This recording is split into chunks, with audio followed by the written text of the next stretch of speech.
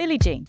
I'm pretty sure it's one of the most recognisable drum grooves of all time, or at the very least, all popular music. This song is actually deceptively difficult, not because of the notes being played as such, but how they're being played and how in time they're being played as well. Sitting in the pocket with this song is the name of the game. So the second tricky part about this song is being able to play a simple drum groove through the whole song and not change.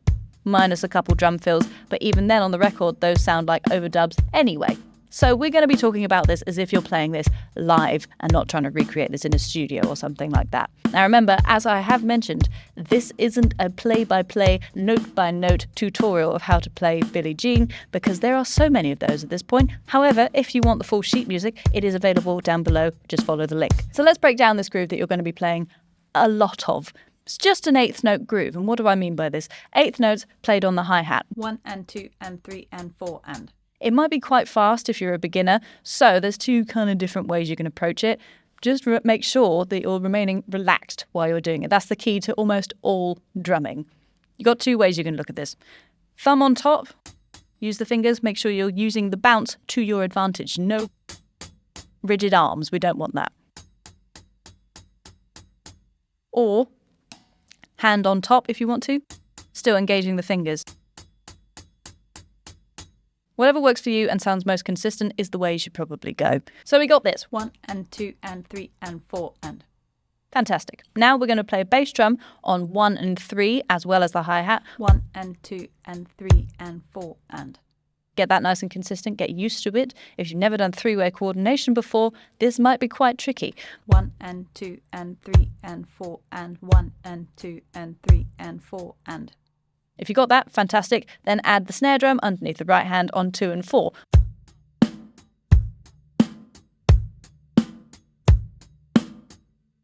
And then you're away. I suggest you play this a lot, and especially with a metronome, because you need to be able to tighten this up to make Billie Jean sound really, really good. So if this main groove is a doddle for you, then feel free to still practice this with a metronome, but do something slightly different. I want you to think about it while playing it.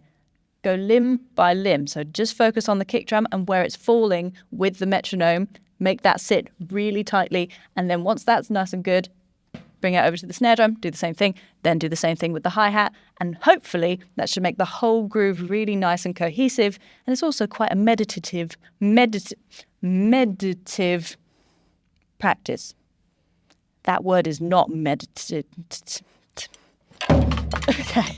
Now you put lots of hard work in and made this groove sound amazing, I'm going to make you do it again with a metronome, but this time also with a timer, and play it for 5 minutes straight, doing nothing else. See if you can do it. And if you can do it, record it as well and listen back to it and see if it's as good as you might think it is. Because you might notice things that you weren't able to hear before while you're actually playing it. Remember, this is taking quite a lot of brain power to do. So it's always a good idea to record yourself and listen back. Fortunately, to keep us sane, it does change slightly. Now, you could say it's a benefit to change this up after a while, but because of the placement of some of these fills, it's actually quite hard to remember, and that's another reason why the song is deceptively difficult. Anyway, let's go on to one of the fills. Right before the pre-chorus, we've got a fill, which you might find quite tricky, so I think it's worth noting. 4 and a. We're opening the hi-hat and also playing a double at the same time. So you might find that a little bit tricky. If you want to practice that, then I suggest this exercise. First of all, just play eighth notes. So you're going to end up with one hi-hat just closed and then one hi-hat open and playing snare drum with both of them. You want to close that hi-hat with that first downbeat that is with the closed hi-hat. So it sounds nice and clean. Coming down at the same time. Then you're just going to add an extra little left hand at the end. So 1 and a. 1 and a. 1 and a. Then, just to make things a bit easier, we're going to take away the open hi-hat and we're just going to play the proper left hand rhythm. So one extra left hand after the hi-hat comes down. Or in this actual context, it's 4 and a. Try and add the hi-hat back in. 4 and a. Close on the 1 of the next bar. 4 and a. carry on to the rest of the groove. So if we just take that bar,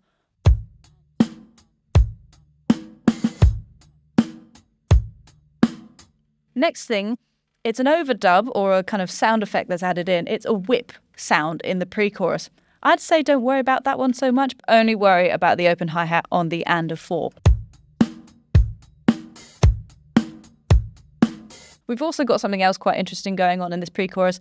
Gradually, you're getting more and more open hi-hats. And if you haven't really encountered or used open hi-hats that much, then this might be quite tricky. So here's a good exercise for that. So we're going to play a 2-beat loop, exactly the same as the Billie Jean groove. That's it. The only one we have to worry about in this song is the one that falls on the and of 2. So,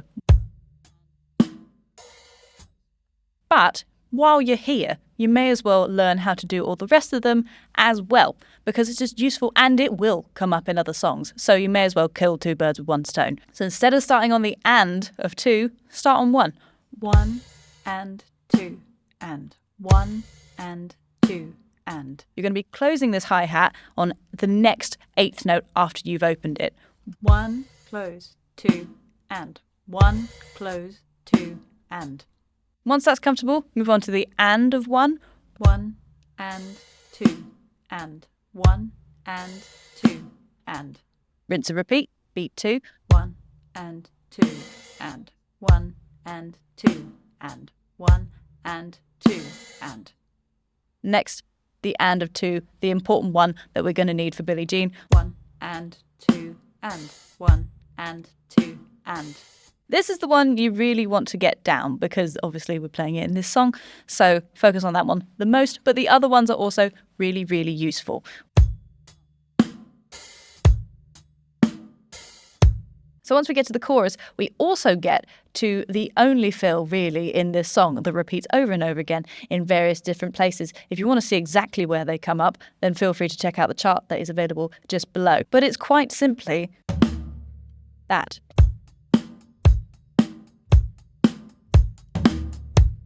As you can probably see, it feels like a bit of a jump and pretty quick as well. I suggest, if possible, when you're playing this live, put a floor tom to the left of you. It will make your life a lot easier. However, if you can't do that, you've kind of got 2 options. You can either go right, left, or left, right. See which you prefer. I think I actually prefer the underarm one, but in an ideal world, you would have a floor tom here and you just play it left, right.